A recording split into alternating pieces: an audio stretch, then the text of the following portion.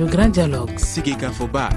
Le grand dialogue de l'émission de débat du studio Tamani sur votre radio. Chenni Beri. Halud Mauli. Chenni Beri. Sigeka Foba.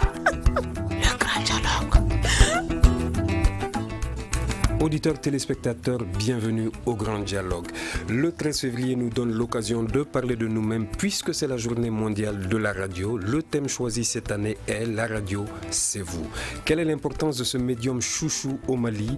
Quelles en sont les insuffisances dans notre pays? Enfin, quel est le futur du médium radio? Avec nous sur ce plateau pour en parler, Diomansi Bomboté, il est journaliste, ancien professeur au CESTI, ancien fonctionnaire à l'UNESCO, Manga Dambélé, journaliste et directeur du Centre d'information gouvernementale, Bandjougou Dante, il est le président de l'URTEL, c'est l'Union des radios et télévisions libres, et Aliou Jim de la HAC. La HAC, c'est la haute autorité donc, de la communication. Je suis Ousmane Diadje Touré pour vous présenter cette émission. Elle est mise en onde par Salim Djouara. Le grand dialogue. Bienvenue. Avec plus de 400 radios au Mali, le pays est l'un des plus dotés en stations de radio en Afrique. Le médium reste le plus accessible aux Maliens qui le comprennent à l'évidence, puisque doté d'une culture dans laquelle la tradition orale occupe une place de choix. Diomansi Bomboté, vous êtes journaliste, ancien professeur au CESTI. Est-ce qu'on peut dire sans risque de se tromper que le Mali est un pays de radio? Oui, le Mali est un pays de radio. Stricto sensu, si on s'en tient aux statistiques. Mais la radio, ce n'est pas simplement les chiffres. Les chiffres, c'est très important. Sur le continent africain, je crois que c'est une grande fierté pour le Mali d'avoir une telle densité de radios. Encore faut-il que cette densité-là corresponde à un impact sur la société, impact en termes de qualité de l'information, impact en termes de qualité d'acquisition de savoir. Parce que, vous le savez, les fonctions de la radio, c'est à la fois c'est l'information, c'est aussi la pédagogie, c'est l'acquisition du savoir. Nous sommes dans une société, une civilisation du savoir. Il faudrait faire un diagnostic, un bilan.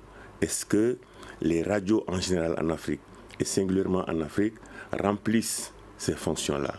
Je crois qu'il y a beaucoup à dire là-dessus. Monsieur Bomboté, l'URTEL est avec nous. Ouais, je pense que l'URTEL est mieux placé pour nous répondre à cette question. Déjà, est-ce que les plus de 400 radios au Mali, est-ce qu'elles sont toutes membres de l'URTEL déjà? Merci beaucoup. L'organisation que je préside aujourd'hui revendique 367 radios. En dehors des radios membres de l'URTEL, il faut préciser, est membre de l'URTEL les radios illégalement implantées. Membre de l'URTEL, radio légalement implantée. Radio légalement implantée. Vous n'êtes pas membre de l'URTEL, les radios illégalement implantées et quelques radios qui ont fait le choix de rester à côté. Ça, je ne vais pas commenter ça. Mais de toute façon, je pense qu'aujourd'hui, nous représentons les 99% du paysage radiophonique malien. Alors, Bomboté le disait tout à l'heure, beaucoup de radios, mais pour quel impact finalement? Est-ce que vous pensez que ces radios ont un contenu qui permet aujourd'hui d'aller vers un développement concret, contribuer? Le nombre de radios au Mali est à placer dans l'histoire radiophonique de notre pays. Et aujourd'hui, la radio devient un instrument de fierté pour les communautés. Et la radio aussi a surtout accompagné le processus de décentralisation. Nous avons 703 communes. La radio devient une fierté de la commune. Une fierté de la commune. Bien que nous ayons différents types de radios, les radios associatives, les radios confessionnelles, mais nous avons aujourd'hui tendance à comprendre que chaque commune, pour ne pas dire chaque communauté, pour ne pas dire chaque commune, géographiquement parlant, s'identifie généralement à une radio. Si bien que les fonctions traditionnelles de la radio ou les conceptions modernes que l'on peut avoir de la radio, outils d'information, de sensibilisation et de distraction, la radio devient en ce moment un instrument qui doit accompagner le développement local dans le domaine de la santé, dans le domaine de l'agriculture, dans le domaine de la distraction, mais la radio vient jouer le même rôle dans une certaine mesure que les techniciens de l'agriculture, que le médecin. Et la radio peut même tenter de remplacer l'enseignant. je ne l'ai pas dit qu'il remplace, tente de remplacer l'enseignant. Merci Bandjougou Dante. Aliou Jim est également avec nous. Aliou Jim, merci de vous joindre à cette émission. Aliou Jim est de la HAC, c'est la haute autorité de la communication. Pourquoi est-ce qu'il y a plus de radios que les autres médias, par exemple, quand on parle de la télé ou de la presse écrite? Pourquoi il y a beaucoup plus de radios au Mali? Merci à vous. Je crois qu'il faut d'abord se réjouir du fait que aujourd'hui, on ait pu trouver une journée qui soit consacrée à la radio. C'est extrêmement important parce que pour tous les domaines, pour tous les secteurs de la vie, on est en train d'identifier justement des journées, de proposer des journées qui vont être des points de départ de l'amélioration justement de ces secteurs, de ces grandes choses. Alors que la radio ait eu sa journée et que cette journée ait été prise en compte par la maison de la presse et les associations fêtières pour lui donner un contenu, ça aussi il faudrait le saluer. C'est timide pour l'instant, mais en fait c'est quelque chose qui va venir progressivement et on espère qu'un jour, cette journée sera beaucoup une journée bien remplie, j'allais dire, et une journée justement qui va apporter des réponses à tous les problèmes qui se posent au niveau des radios. Alors pourquoi les radios sont autant nombreuses? Moi je crois qu'il faut, pour le cas du Mali, dire que nous sommes dans un pays de culture et de tradition orale. C'est absolument important de le savoir. Aujourd'hui, avant la radio, on avait utilisé beaucoup de médias, notamment justement des griots, notamment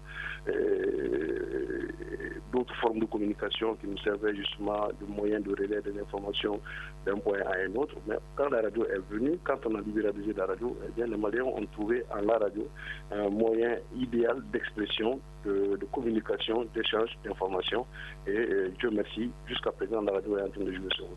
Merci beaucoup Aliou Jim de la HAC. Alors, Bandjougou Dante, dites-moi, quelle est la responsabilité de l'URTEL face à cette prolifération donc, de la radio? L'URTEL est une association. Et une association, par définition, naît dans un contexte de démocratie et de pluralité. Le rôle de l'URTEL, c'est de travailler à respecter et à faire respecter ses statuts et règlements par ses membres. L'URTEL ne crée pas des radios. L'URTEL a en son sein des radios légalement créées. Maintenant, le rôle de l'URTEL, c'est de travailler à protéger le secteur, c'est de faire l'interface entre les radios et les différents partenaires, y compris les partenaires étatiques.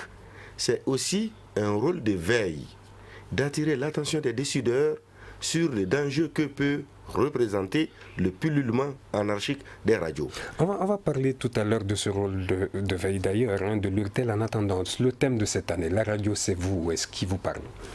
C'est très important. La radio c'est vous renvoie à une notion de la radio et son auditeur. C'est que le monde de la radio comprend différents acteurs. Ce monde est composé de ceux qui parlent, de ceux qui manipulent les équipements, de ceux qui écoutent aussi à la radio. La radio, c'est vous. En parlant de vous, c'est moi. Le moi, c'est qui? C'est l'animateur, c'est le journaliste, c'est le technicien, c'est l'auditeur qui écoute et qui peut agir, même sur le contenu de ce qui se passe à travers la radio sociale, les émissions interactives et même la prise en compte des préoccupations de ce public-là. Donc le monde de la radio est un monde hétérogène dans une certaine homogénéité. Merci. Diomansi Bomboté, le thème de cette année, la radio c'est vous. La radio c'est vous, c'est beaucoup de choses. Monsieur Dante tout à l'heure a évoqué les fonctions traditionnelles. Je crois qu'il n'a pas suffisamment mis l'accent sur la dimension participative. La radio c'est vous me renvoie à une pensée d'un grand homme politique contemporain du siècle dernier, Gandhi, qui disait que tout ce que vous faites pour nous, sans nous, vous le faites contre nous. La radio, c'est vous, ça veut dire depuis la conception des programmes jusqu'à leur réalisation, le public doit être partie prenante. Et c'est le rôle de l'URTEL de contribuer à la formation, à la sensibilisation, à la prise de conscience de cette masse informe qui reçoit souvent de manière un peu différente, diffuse l'information et n'a pas toujours le moyen de digérer, de l'interpréter et d'en tirer la substantif moelle. Alors, la radio, c'est vous, c'est très important. Ça veut dire que chaque auditeur, chaque décideur doit se sentir interpellé, impliqué dans la mise en forme des informations qui sont à diffuser. Tout à l'heure, je disais que c'était un moyen d'acquisition de savoir, mais encore faut-il qu'on ait conscience.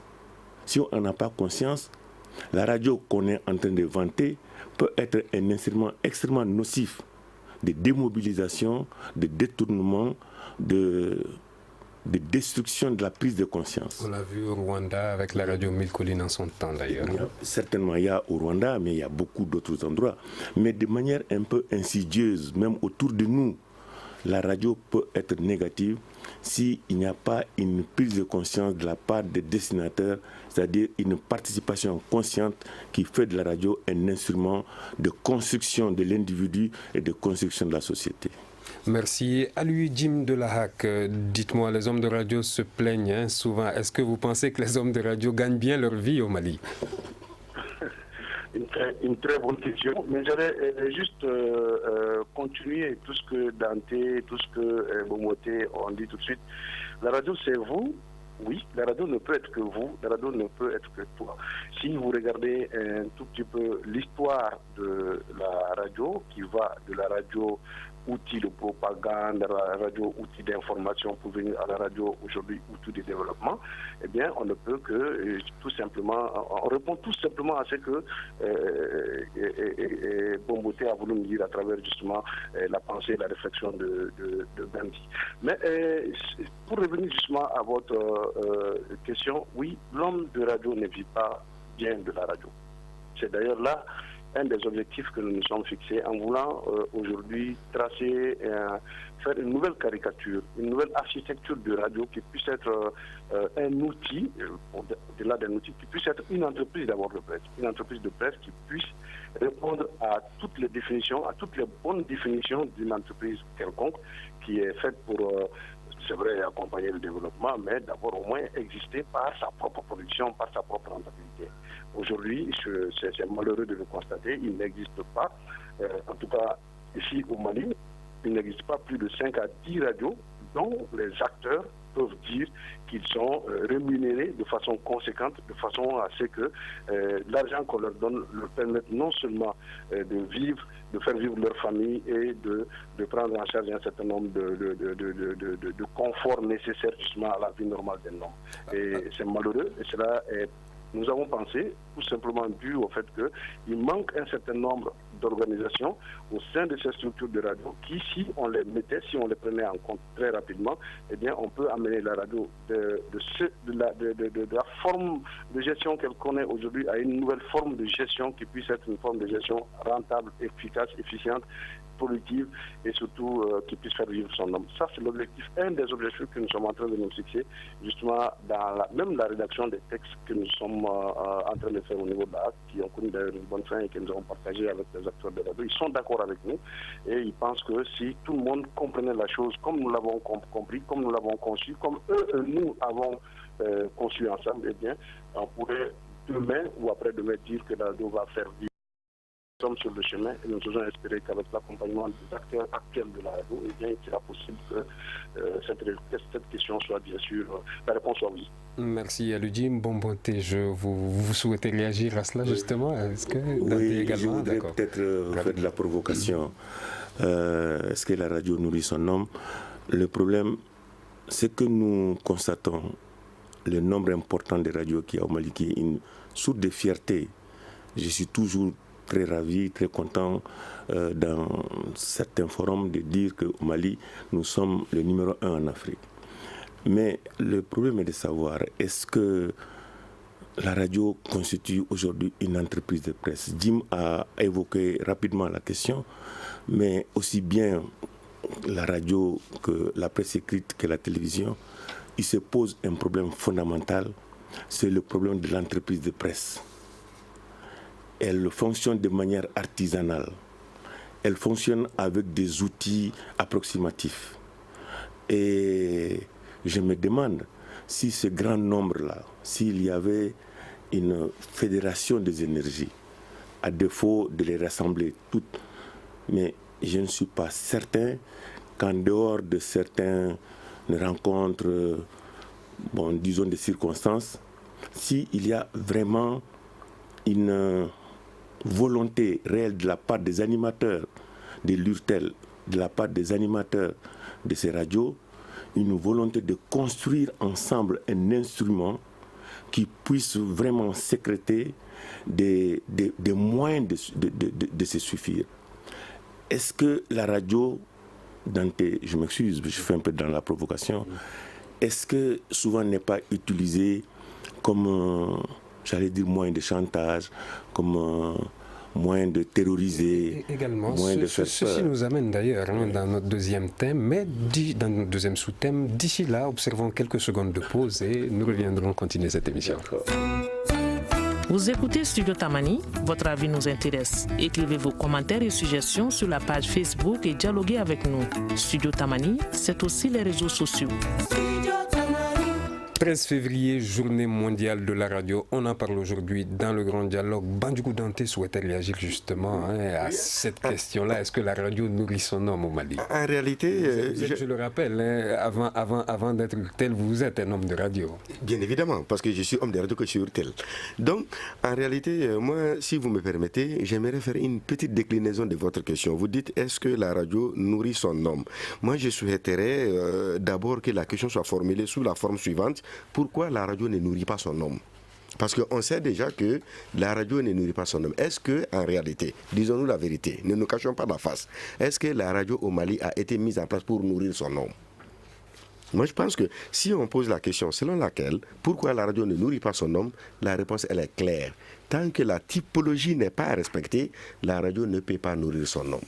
Mais une fois que la typologie est respectée, on peut trouver déjà un début de solution. Quand vous parlez de typologie, vous parlez de radio confessionnelle, radio commerciale. Quand on dit qu'on est associative, une radio associative doit être portée par les membres de l'association. Une radio confessionnelle doit être portée par les fidèles, en respectant les principes que la loi nous impose. Une radio commerciale doit vivre de ses prestations commerciales. Mais et si toutes les radios font la même chose, alors la concurrence, inutile et secret, le client fait la loi et aucune radio ne pourra s'en sortir. Mais une fois que la réglementation est mise en place pour que chacun reste dans ce qu'il s'est défini comme étant, c'est là la radio pourra nourrir son homme. Une association crée une radio. Vous devez engager des gens. Qui faudrait-il engager? Qui n'est pas engagé? Déjà, au Mali, quel est le type de radio qu'on rencontre le plus souvent? Au Mali, parmi les 367 radios de l'URTEL déjà. Je peux dire que les radios les plus nombreuses sont appelées associatives. Mais en réalité, les gens cherchent les papiers en appelant associative, commerciale, confessionnelle. On ne donne pas le contenu des mots au mot. Si le contenu qui permet d'avoir les papiers était respecté et qu'il y avait la rigueur dans la distribution des fréquences, je pense que les choses pourraient avancer. Peut-être qu'on peut dire alléluia avec la création de la HAC, si cette HAC arrive à avoir le courage de ses ambitions. Nous pensons en faisant respecter la typologie, la radio va bel et bien nourrir son homme. Mais tant que chacun fait la même chose et que dans une localité de moins de 2000 habitants, on se retrouve avec 4 radios, mais naturellement, la radio ne peut pas vivre son nom. Donc en définitive, vous pensez que plus de 400 radios au Mali, c'est un peu trop? Moi, je crois qu'au Mali, chaque commune peut avoir sa radio et que ces radios soient en mesure de nourrir véritablement les acteurs de ces radios-là. Je suis tout à fait d'accord avec le principe du nombre. Parce que la radio de proximité prend en compte les préoccupations locales. Une radio a beau être installée à Bamako, les populations des Antigua ne peuvent pas se reconnaître dans cette radio plus que la radio implantée chez elles, financée par les contributions des communautés. Merci. Alu Jim souhaite réagir à ces propos. Je crois que je veux réagir un peu à M. Danté en disant qu'effectivement, nous avons l'ambition ici à la HAC de faire en sorte que, franchement, nous puissions faire tout ce qu'il a demandé. Mais je veux lui dire que la radio nourrisse son nom n'est pas d'abord fondamentalement un problème de typologie. C'est pas est-ce que vous pouvez diminuer quelque peu la radio qui est à côté de vous? On dirait qu'il y a des échos. Oui. Il y a des échos. Oui. Merci, allez-y. Oui, je pense que, voilà, je crois que ça va mieux maintenant. La typologie, je disais, donc, permet tout simplement de reverser aux différentes radios la manne publicitaire qui leur revient. En réalité, ce n'est que ça. Ce n'est que ça, d'un point de vue rentabilité, naturellement. Donc, ça ne peut pas justifier la seule chose. Ce qui est un problème ici, c'est qu'aujourd'hui, au Mali, c'est pourquoi la radio ne répond pas à ces normes d'entreprise, c'est parce que personne au Mali ne s'est fait le souci de faire une étude de faisabilité d'une radio pour voir éventuellement sa rentabilité et sa possibilité, justement, de faire face aux exigences d'une radio. Tout le monde a construit des radios sous des moyens embryonnaires. Tout le monde est en train de recruter un personnel non qualifié. Tout le monde est en train de travailler avec du matériel qui ne répond pas aux normes. Tout le monde est en train, justement, de s'implanter sans vérifier si à droite et à gauche il y a suffisamment de ressources qui puissent venir alimenter la radio afin qu'elle puisse faire face à ses propres charges. Ce n'est pas la typologie qui se demande ça. Quand vous voulez créer une radio confessionnelle, vous le faites au grand marché de Bamako, ben écoute, vous allez faire votre radio confessionnelle, on n'a pas besoin d'ensemble. Quand vous voulez faire une radio comme ça, vous installez au milieu du grand marché de Bamako avec toutes les portes ouvertes des commerçants sur vous, les possibilités de publicité, tout ce qui s'ensuit. Naturellement, vous allez faire des efforts d'orientation de votre radio, mais c'est ceux qui vont répondre en conséquence. Donc ce n'est pas la typologie forcément qui fait la chose, mais c'est vraiment depuis le début la conception même que nous faisons de la radio. Personne ne peut aujourd'hui dire au Mali que je vais mettre en créer une radio et attendre de cette radio justement une rentabilité parce que personne n'a jamais rien fait par rapport à l'étude de faisabilité de cette radio. Personne ne peut te dire que ma radio a été installée et que dans 5 ans je vais avoir ça, dans 6 ans je vais avoir ça, dans 10 ans je vais avoir ça. Ça manque énormément et on ne peut pas aller recruter du personnel qui ne répond pas, on ne peut pas aller chercher du matériel qui ne répond pas, on ne peut pas aller chercher des modes de gestion. Il y a des radios qui n'ont même pas un registre. Merci à Ludim. Qui n'ont même pas un cachet, qui n'ont même pas un reçu. Merci à Ludim. Bandjougou Danté souhaite rapidement réagir à ces propos. J'ai le sentiment que mon aîné Jim résume la radio aux équipements et aux hommes qui y travaillent. La radio n'est pas ça. Et le respect de la typologie ne renvoie pas fondamentalement à ce qu'il appelle les mannes publicitaires. Le respect de la typologie renvoie au respect des ressources de tout un chacun. Quand on prend une radio associative, une association qui intervient dans le domaine agricole, c'est les résultats de l'agriculture qui peut permettre aussi de financer la radio en tant que support. Mais s'il comprend sous l'angle publicitaire, il devient purement et simplement commercial. Maintenant, une radio confessionnelle doit être financée par les fidèles. Parce que vous créez une radio pour des objectifs bien déterminés. Les fidèles doivent contribuer, que ce soit l'achat de cartes d'auditeurs, que ce soit l'organisation d'activités permettant de générer des ressources, mais il ne s'agit pas à la régie de la radio de générer des ressources, mais il s'agit des activités connexes liées à la radio, de produire des ressources permettant de prendre en charge et les dépenses de la radio et le fonctionnement. Merci. Alors, Djomassi Bomboté, dites-moi, que peut-on noter comme insuffisance dans le secteur, surtout dans notre pays en crise? Certaines des insuffisances. Ça a été dit par Jim, ça a été dit par Bandjougou. On parle souvent de manque de formation, d'éthique et de déontologie. Ce que je voulais dire, c'est que fondamentalement, il y a un besoin de professionnalisation. Besoin de professionnalisation des différents secteurs d'intervention au niveau de la radio. Bien sûr, quand on parle de professionnels, on pense d'abord aux journalistes. Mais les journalistes sont au bout de la chaîne. Ce qui compte, ce qui est invisible, c'est d'abord la gestion, une gestion efficace. Une gestion efficace des outils de production, une gestion efficace du fonctionnement de l'administration. C'est très très très important. Dans la plupart des médias, ce n'est pas seulement les radios qui en souffrent, mais la plupart des organes de presse en Afrique ont ces lourds handicaps, sont très très très mal gérés.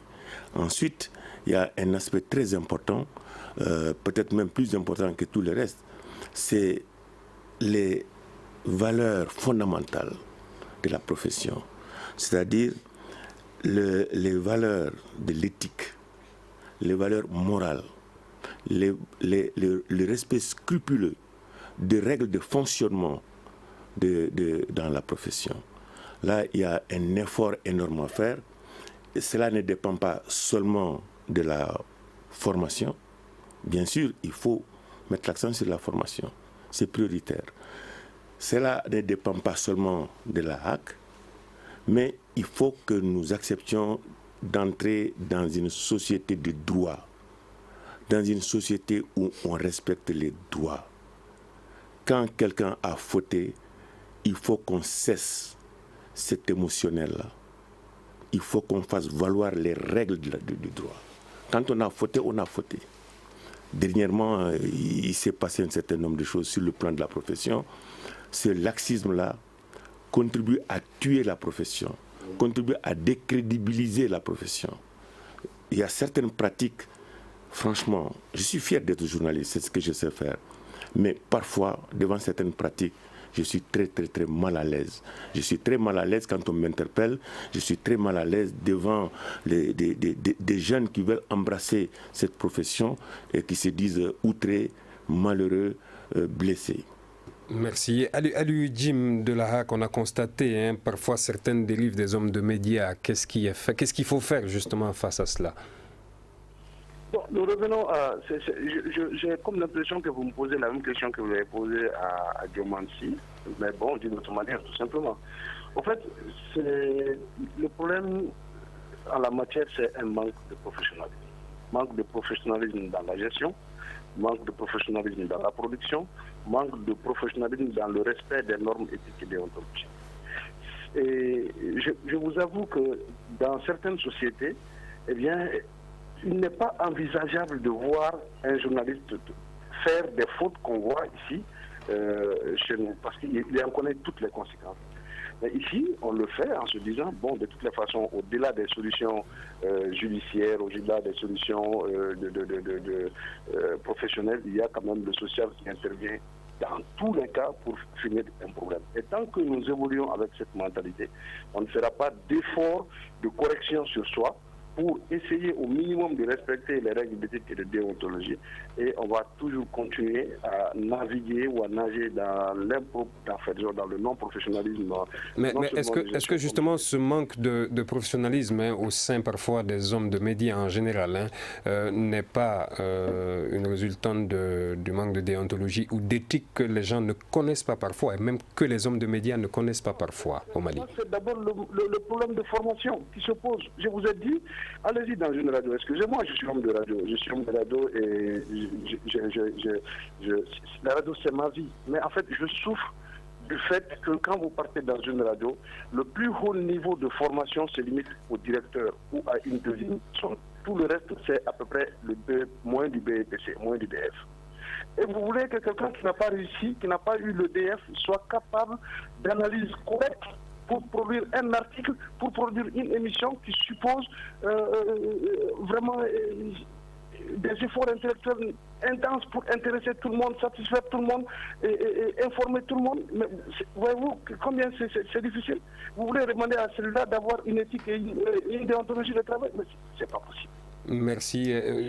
Diomansi Bomoté souhaite réagir avant que je voudrais poser... Est-ce qu'il n'y a pas un manque clair justement de cadres professionnels dans les médias? Non, on ne soulignera jamais assez l'importance de l'utilité de la formation. Je pense que des dispositions sont prises en ce moment pour améliorer ces chapitres-là. Notamment la future école de journalisme. Voilà. Mais je voudrais poser une question à Jim. Ce qui faisait la caractéristique du Mali, c'est la facilité déconcertante qui permettait la création des entreprises de presse, des radios, des journaux. Il suffit simplement de faire une déclaration.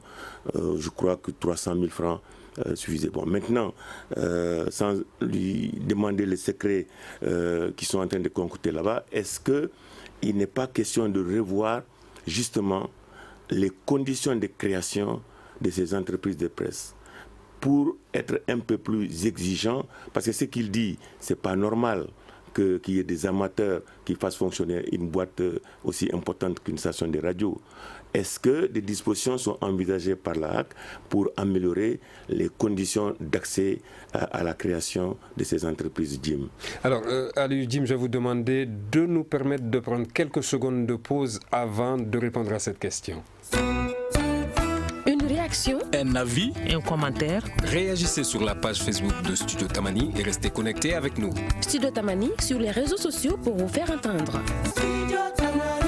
13 février, journée mondiale de radio, l'occasion pour nous de faire le point avec nos invités. Aliou Jim, alors je pense que le doyen vous a posé une question.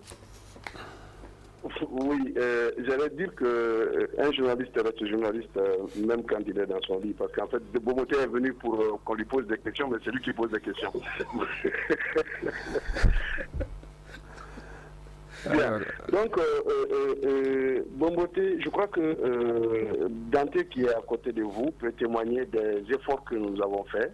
Et à chaque étape, ils ont été appelés et ils ont été informés de ce que nous comptons faire par rapport justement aux nouvelles dispositions, que ce soit par rapport à ce qu'il faut payer, que ce soit par rapport à ce qu'il faut avoir, que ce soit par rapport à ce qu'il faut fournir.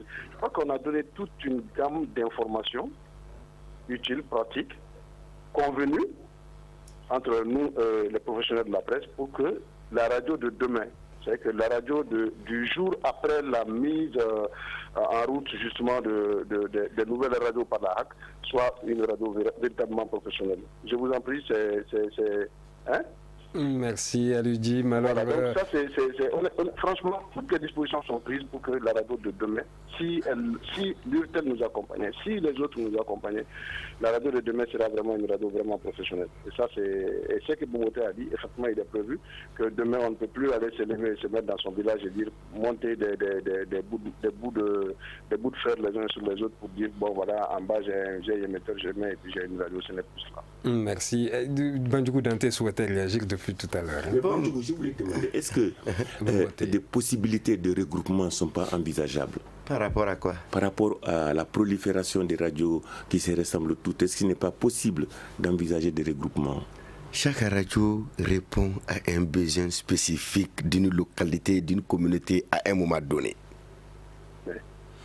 Maintenant, c'est que moi j'aimerais que les gens et les autres comprennent. Je suis tout à fait d'accord avec nos amis de la HAC, parce que la HAC, c'est nous aussi. La HAC, c'est nous aussi. Mais ce que les uns et les autres doivent retenir, et qui est très important, on ne peut pas calquer les réalités des mondes occidental à la radio au Mali. Tout le monde parle de formation. Il y a eu tellement de formations au Mali. Même si on part aujourd'hui avec la création des centres de formation, mais il ne faudrait pas que les gens pensent que des journalistes savants formés dans les meilleures écoles doivent venir animer dans nos radios-là. Disons-nous des choses qui existent, qui sont réelles. La radio est née avec la démocratie au Mali. Maintenant, nous avons... La radio, non, il y a une prolifération de la radio avec la démocratie. Je vais venir. Il y a une prolifération, mais cette prolifération n'a pas sa raison parce que quelque part, quelqu'un n'a pas joué son rôle. C'est une autorité compétente qui a donné autorisation à beaucoup de radios. S'il y a prolifération, celui qui a autorisé est responsable. Mais si on va jusqu'à laisser les non autorisés, ça aussi, ça devient un problème. Maintenant que même avec les non autorisés, les autorisés déjà constituent un pléthore. Maintenant, que faire? Moi, je pense qu'il faut jouer sur certains leviers. Faire en sorte que celui qui veut aller à la radio, celui qui doit aller à la radio, doit d'abord être un exemple dans la société.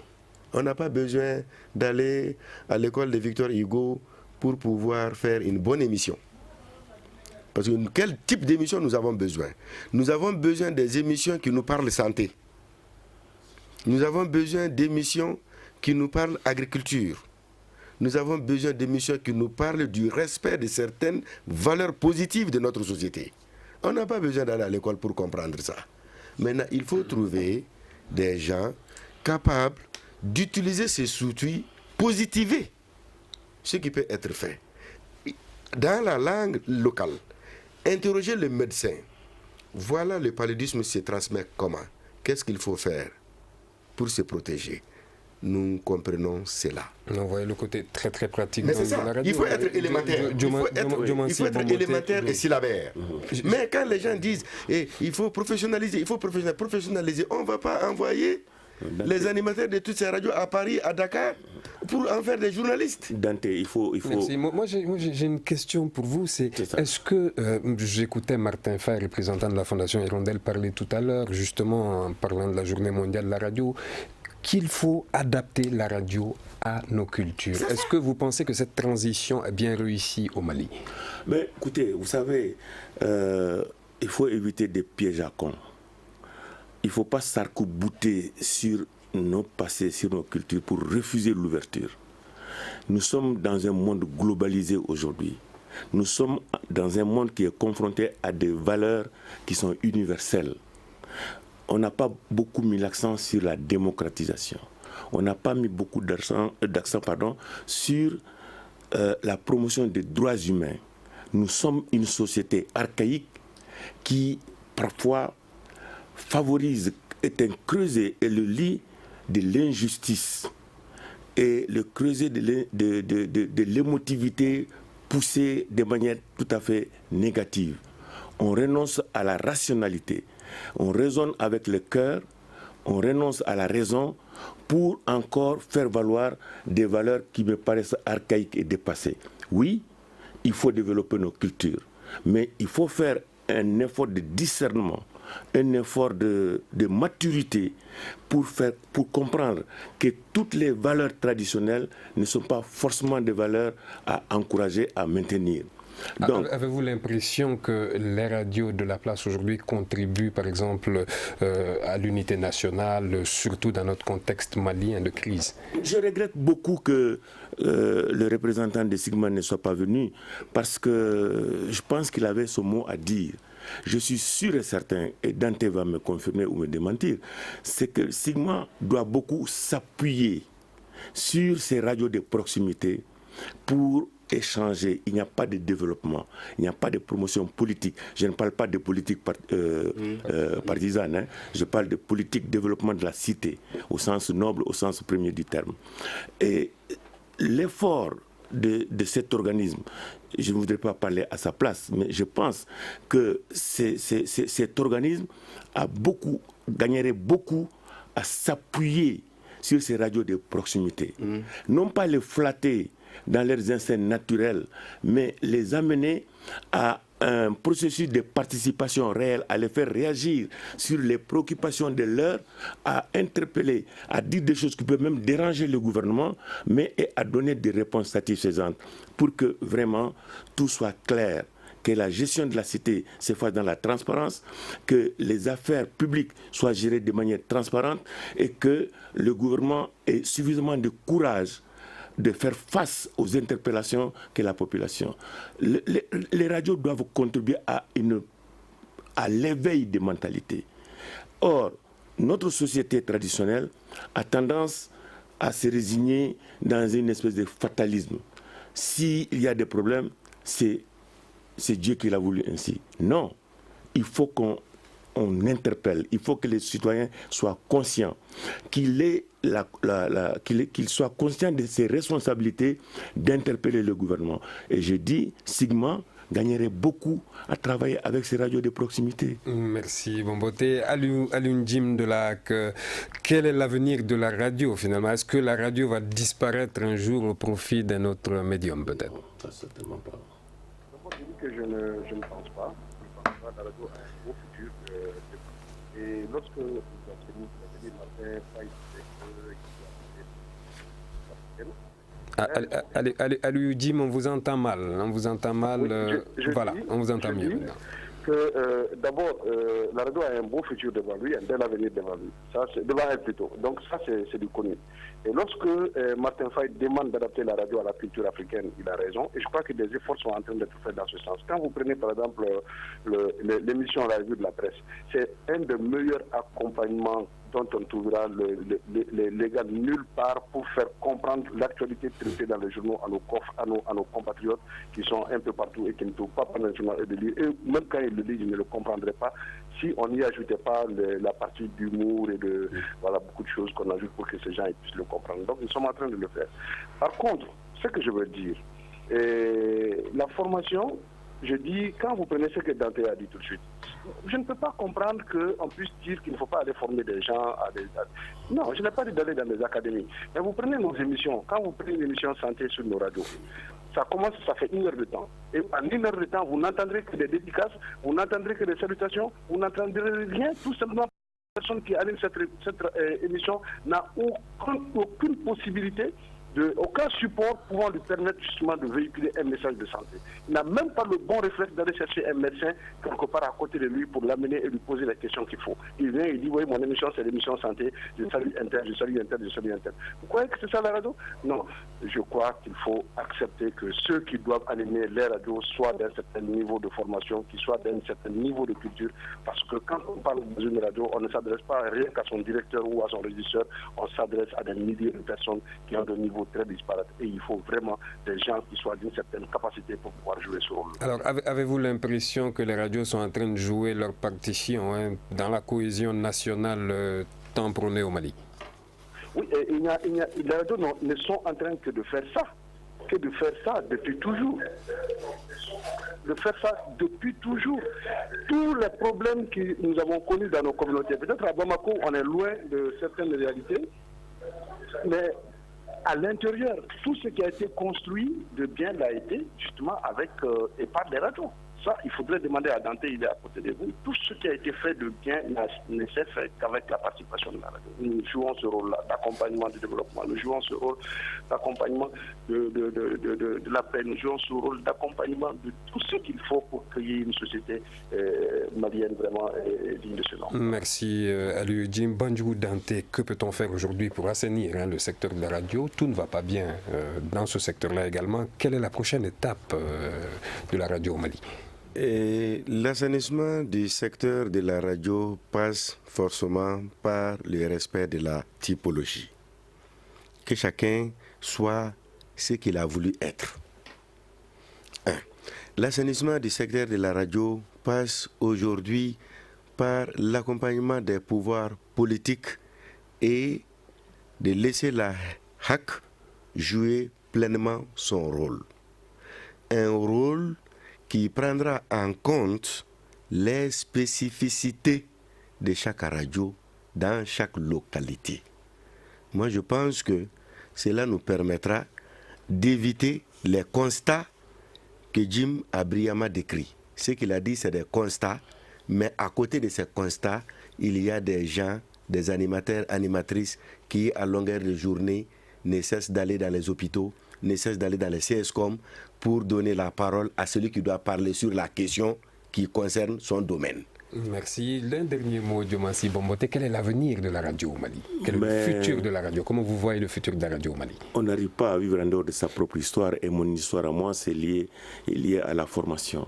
Le futur de la radio au Mali, comme de tous les médias, est assez lié à la qualité de la formation et au respect fondamental des valeurs de la profession, les valeurs déontologiques, l'éthique et les valeurs morales.